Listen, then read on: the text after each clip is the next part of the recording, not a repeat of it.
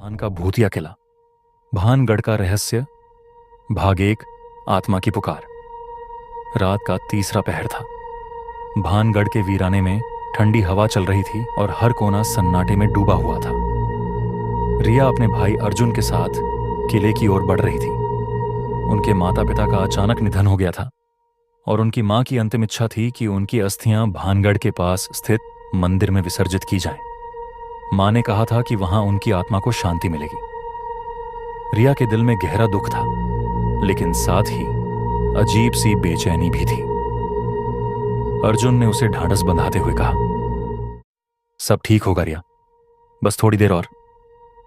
मगर रिया का मन बार बार अंधेरे किले की ओर खींच रहा था, जैसे कोई उसे वहां बुला रहा हो। जैसे ही वे किले के पास पहुंचे, अर्जुन ने अचानक गाड़ी रोक दी। गाड़ी का इंजन बंद हो चुका था और चारों तरफ घना अंधेरा छा गया था। रिया ने देखा कि सड़क के किनारे एक सफेद साड़ी पहने औरत खड़ी थी। उसके बाल बिखरे हुए थे और उसकी आंखें चमक रही थीं, जैसे अंधेरे में जलते दो दीपक। अर्जुन ने उसकी ओर बढ़ने की कोशिश की, लेकिन रिया ने उसे रोक लिया। मत जाओ अर्जुन, कुछ तो गलत है। पर अर्जुन ने उसकी बात अनसुनी कर दी। जैसे ही वह महिला के करीब पहुंचा, उसकी चीख ने आसमान को चीर दिया। अर्जुन जमीन पर गिर पड़ा और रिया को ऐसा लगा जैसे उसके भाई का शरीर बर्फ सा ठंडा हो गया हो।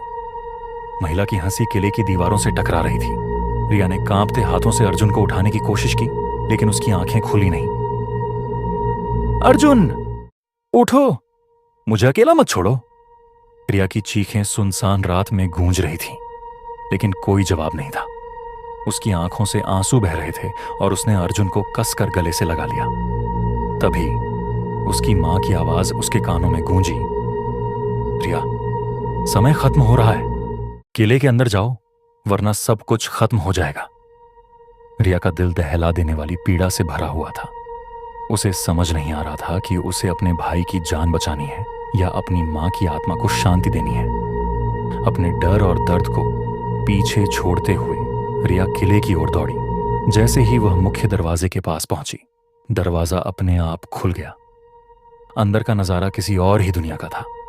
किले के हर कोने में सैकड़ों आत्माएं हवा में तैर रही थीं। उनकी आंखों से खून बह रहा था और उनके मुंह से अनजानी भाषा में मंत्रोच्चार हो रहा था। अचानक रिया ने देखा कि अर्जुन भी उन आत्माओं के बीच खड़ा था। उसकी आंखें पूरी सफेद हो चुकी थीं और उसके होंठों पर अजीब सी मुस्कान थी। रिया को समझ नहीं आ रहा था कि उसका भाई अभी जिंदा है या मर चुका है। तभी एक भयानक आवाज गूंजी, तुमने इस किले में कदम रखकर बड़ी गलती कर दी रिया, अब तुम यहां से कभी वापस नहीं जा सकती। रिया की आंखों के सामने सब धुंधला हो गया। उसने एक पुरानी तांबे की घंटी को चमकते हुए देखा, जो किले के बीचों बीच टंगी हुई थी।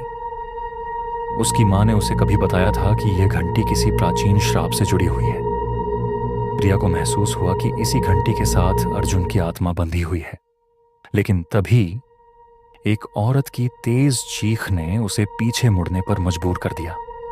उसने देखा कि वही सफेद साड़ी वाली औरत जो सड़क पर खड़ी थी, अब उसके सामने खड़ी थी और धीरे धीरे उसकी ओर बढ़ रही थी। तुम सच जानना चाहती हो रिया?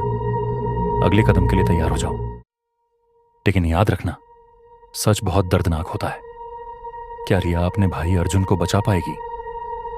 किले में टंगी तांबे की घंटी का रहस्य क्या है? सफेद साड़ी वाली औरत कौन है और उसका रिया से क्या